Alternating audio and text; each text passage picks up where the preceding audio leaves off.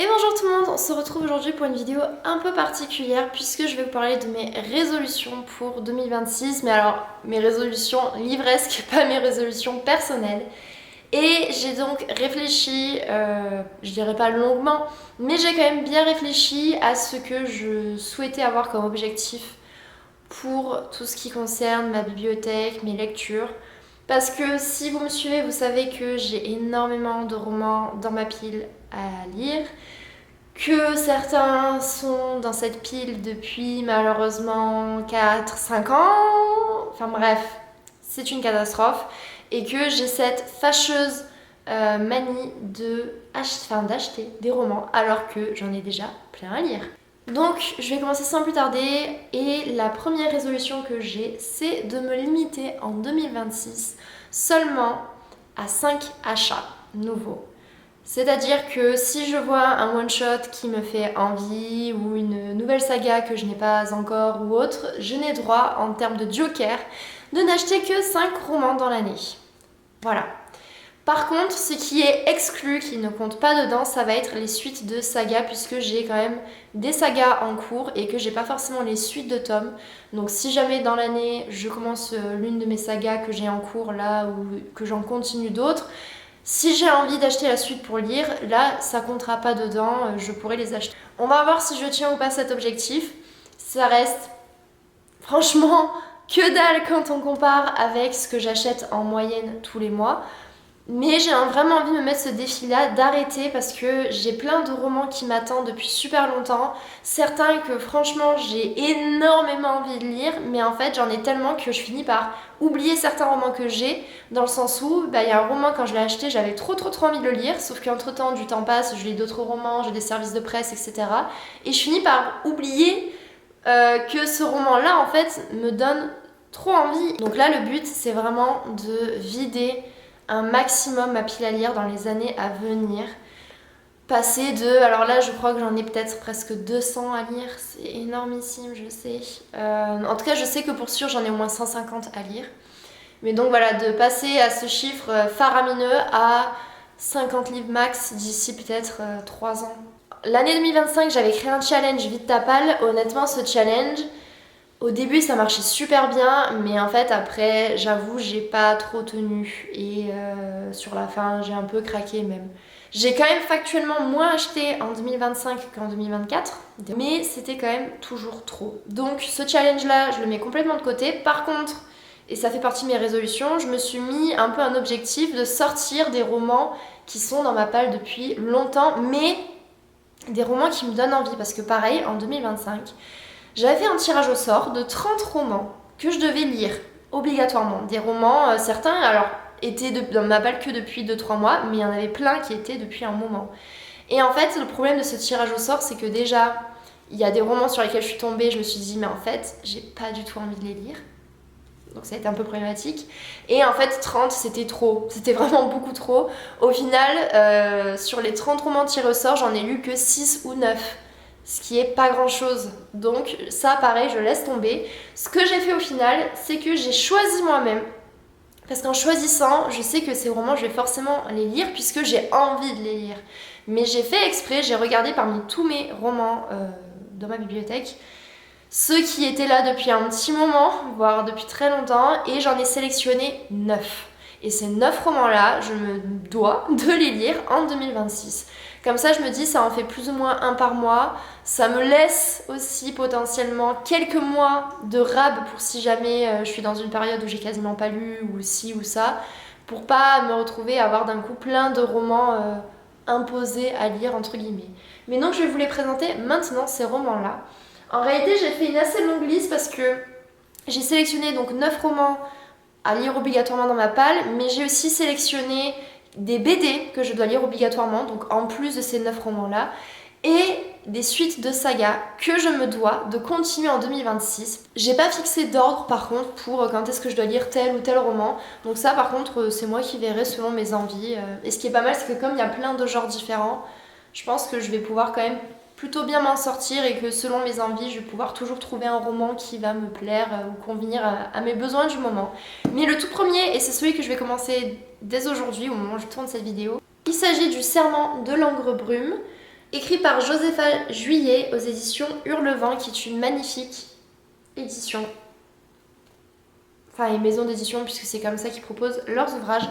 Ce roman, ça va faire 2 ans qu'il est dans ma pile à lire. J'ai d'autres romans également de cette maison d'édition à lire, j'en ai 3 en comptant celui-là en tout, et je n'ai lu aucun de ceux-là. Celui-ci c'est le plus vieux, c'est celui que j'ai depuis le plus longtemps dans ma pile à lire, donc c'est celui que je vais me forcer à lire cette année, mais forcer avec des grandes guillemets puisque franchement j'ai envie de le lire. Donc vous aurez des nouvelles de ce roman très vite, probablement pour le bilan lecture de janvier. Ensuite, alors celui-là ça doit faire 3 ans ou plus que je l'ai dans ma pile à lire, peut-être 4 ans même. La vérité sur l'affaire Harry Kéber, écrit par Joël Dicker, que vous connaissez probablement parce que c'est un roman qui a été de partout, qui est devenu très populaire. Alors juste pour préciser, le roman précédent, on est en gros, si j'ai bien compris, plutôt sur de la fantasy.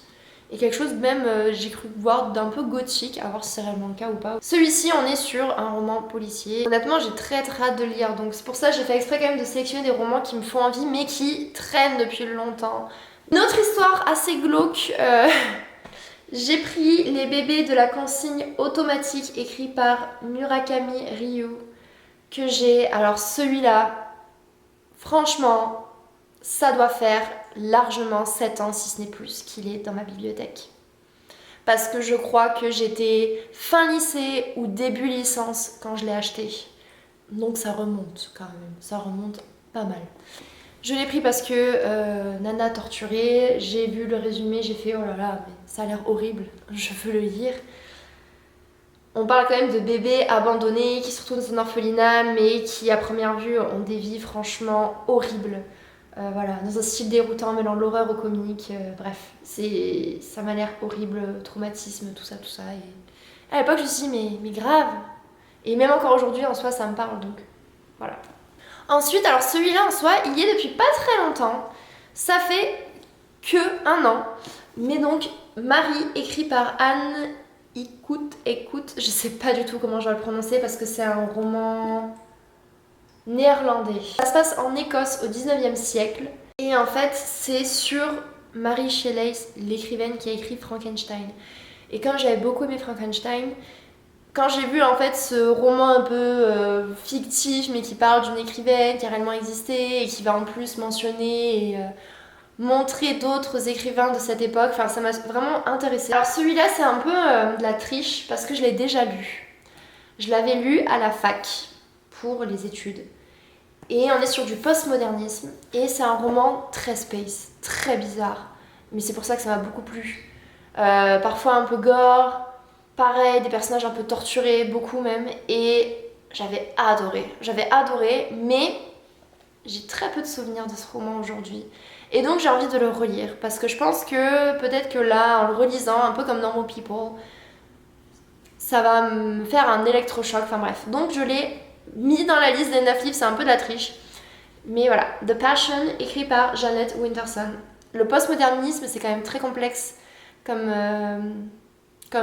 style en fait, et je me rappelle que quand même il y avait des moments où je devais relire ce que j'avais lu pour être sûre d'avoir compris parce que c'est quand même très particulier.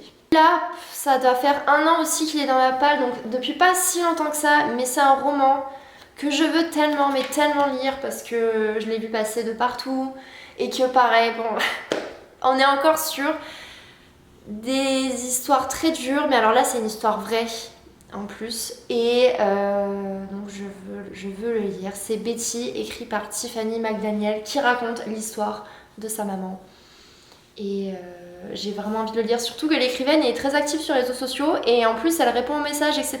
Elle m'avait envoyé à l'époque des autocollants, des stickers, des couvertures de ses différents romans mais dédicacés etc. avec des mots, enfin elle est géniale l'écrivaine, elle est super active et très disponible. Donc j'ai vraiment envie de lire ce roman pour pouvoir en parler et éventuellement après échanger avec elle. Je trouve cette édition sublime, c'est mon édition préférée honnêtement de toutes. Donc évidemment ce sera lu en VO. C'est vrai que j'ai pas toujours précisé mais ça ce sera lu en VO, celui-là aussi donc en anglais. Bon celui-là c'est du néerlandais donc je suis obligée de lire en français. Le serment de Langue-Brume et la vérité sur l'affaire Harry Kéber c'est français. Et celui-là bon bah c'est japonais donc forcément je lis la traduction. On continue avec encore un roman en anglais, donc en VO. Et lui, ça fait moins d'1 an qu'il est dans ma palle. Mais parce que je me suis dit, vu le phénomène que c'est, il faut que j'en lise un par an de cette écrivaine. C'est le plus vieux dans ma pile à lire de cette écrivaine, donc c'est lui que j'ai sélectionné. Mais Beautiful World, Where Are You, écrit par Sally Rooney. Et le dernier qui était dans ma liste des romans à lire obligatoirement, pareil, c'est en VO, donc en anglais. Et lui, ça fait longtemps, très longtemps qu'il y est. Je l'ai acheté pendant ma licence parce qu'on avait étudié des extraits et que je me suis dit, ah, ça pourrait trop me plaire. Mais vraiment, on est sur la Beat Generation aux États-Unis. On the Road, écrit par Jack Kerouac.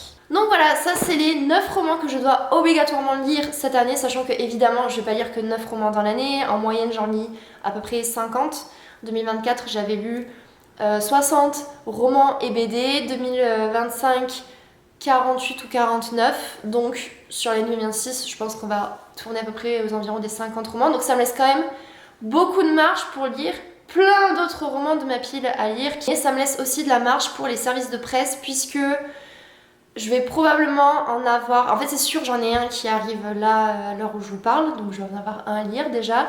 Et je vais probablement en avoir un deuxième très prochainement aussi. Donc c'est aussi pour prendre en compte les services de presse qui arrivent dans l'année comme ça, mais que je peux pas forcément anticiper puisque c'est des propositions faites pendant l'année. Très rapidement, sur les suites de sagas, j'ai sélectionné 3 sagas. On commence avec la saga des Devril. Alors je sais pas quel est le nom, je crois que c'est c'est Filles d'Irlande. Et donc là, j'en suis au tome 2, donc il faut que je lise le tome 2 qui s'intitule Les héritières de Devril. C'est écrit par Santa Montefiore. C'est dans le contexte de la guerre civile en Irlande du Nord entre les protestants unionistes et les catholiques républicains, grosso modo. J'avais énormément aimé le tome 1, mais je l'avais lu il y a presque 2 ans je crois maintenant, enfin vraiment il y a un petit moment quand même, ça commence à remonter, donc je me suis dit hop hop là hop là, t'as acheté le tome 2, t'avais beaucoup aimé, faut que tu lises la suite, mais pas 10 ans après, sinon tu la termineras jamais cette saga. Ensuite, je me suis mis la suite de la saga du Passeur, donc le tome 2, la Gathering Blue, écrit donc par Lois Lowry, parce que j'avais eu un énorme coup de cœur sur le tome 1, donc je me suis dit tant qu'à faire, je vais continuer parce que si c'est si prometteur que ça, il faut que je lise la suite, surtout que là c'est encore très frais dans ma tête. Donc pareil, on termine si possible cette année, ou en tout cas on continue puisque il y a 4 tomes en tout. Mais l'avantage c'est que là j'ai tous les autres tomes dans ma bibliothèque, donc ça ne me demande pas d'acheter à nouveau des romans puisque j'ai toute la saga. C'est pareil pour celui-ci, j'ai jusqu'au tome 9, donc je peux continuer la saga sans problème et sans acheter de nouveaux romans. J'ai mis le tome 2 de la saga Wayward Children, écrit par Shannon Maguire. Le tome 1 s'intitulait Les Portes Perdues, si je me rappelle bien. Et donc là, mon objectif c'est de lire le tome 2 et les tomes suivants en 2026. Celui-ci s'intitule Down Among the Sticks and Bones. C'est de la dark fantasy et j'avais adoré le premier tome. Et ce qui est très pratique, c'est que ça se lit super vite parce que ça fait 150 pages en moyenne. Et enfin, pour les BD, j'ai sélectionné des BD qui m'attendent depuis un petit moment. Par exemple, alors c'est beaucoup de jeunesse, mais l'intégrale du Collège Noir écrit ou dessiné par Ulysse Malassagne. Est-ce que c'est lui qui a tout fait tout seul? C'est la question que je me pose. À première vue, oui. Le tome 1 du Jardin des Fées, écrit et dessiné par les autrices de la BD Princesse Sarah, donc Alouette et Moretti, qui est sublime. Le tome 1 des Carnets de Cerises, écrit et dessiné par Joris Chamblin et Aurélie Néré. Dérangé par Manon et Greg Blondin, sachant que lui j'ai le tome 1 et le tome 2 déjà. Et pour terminer, Le Grimoire d'Elphie par Arleston Alouette et Minnie Ludvin. Dernière résolution, cette année j'arrête de me forcer. J'ai jusqu'à présent toujours eu ce truc de... Quand j'aime pas un roman, que j'aime pas ce que je suis en train de lire, je vais quand même jusqu'au bout parce que dans ma tête je me dis je peux pas réellement le critiquer si j'ai pas tout lu. Mais en fait, je me dis non, parce que mon temps est quand même précieux et il faut que j'arrête de faire ça. Si je trouve qu'un roman est mauvais, j'ai pas besoin de le lire en entier pour le justifier, pour le penser, et que tout ce temps que je perds à le lire et à m'énerver, parce que mon Dieu que ça m'énerve quand je lis un mauvais roman, je pourrais le passer à lire un roman beaucoup plus agréable et donc à passer un meilleur moment. Donc je m'autorise cette année à abandonner une lecture même quand ça ne fait que potentiellement 50 ou 100 pages que je l'ai commencé. En ce qui concerne la chaîne YouTube, mes résolutions, il y en a quelques-unes. La première, c'est de continuer à proposer des vidéos le plus régulièrement possible. Là, ça fait quelques temps que j'arrive à proposer une vidéo par semaine.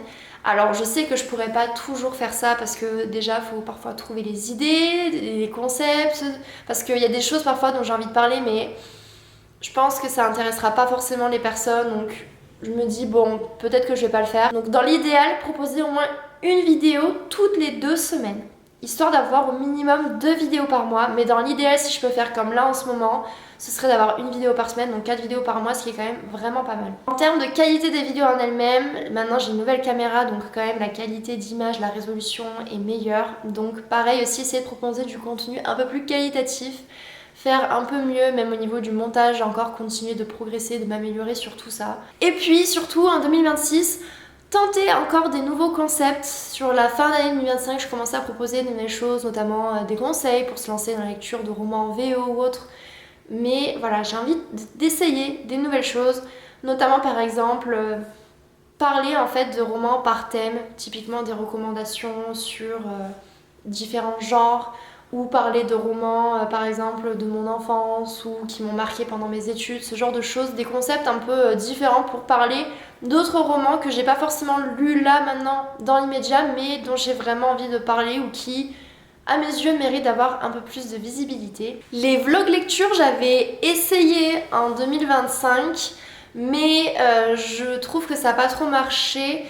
Déjà et surtout à cause de la qualité de ma caméra, puisqu'à l'époque je filmais sur mon téléphone et c'était un téléphone de moyenne gamme donc c'était pas super du tout. Donc je sais pas, est-ce que je me relance ou pas dans des vlogs lecture? À voir, puisque là j'ai quand même la caméra donc la qualité sera clairement différente. Ça pourrait être sympa, mais à voir. Si ça vous intéresse pas, honnêtement je vais pas me forcer à le faire. Parce que je sais que mes vidéos touchent principalement mes abonnés et que ça attire très rarement du monde en fait et très rarement des nouveaux abonnés. Et en fait moi je m'en fiche, ce qui me compte c'est vraiment mes abonnés parce que c'est souvent les mêmes personnes qui commentent, avec lesquelles j'interagis et donc moi ça me va très bien comme ça, je cherche pas la popularité si j'ai envie de dire, enfin je cherche pas à être populaire, à avoir plein de vues ou imaginons même à générer des revenus ou quoi que ce soit. Mon rythme actuel me va très bien déjà, j'arrive quand même à avoir des services de presse de temps en temps et à faire des choses qui me plaisent et c'est tout ce qui compte en fait. J'ai pas des grands objectifs.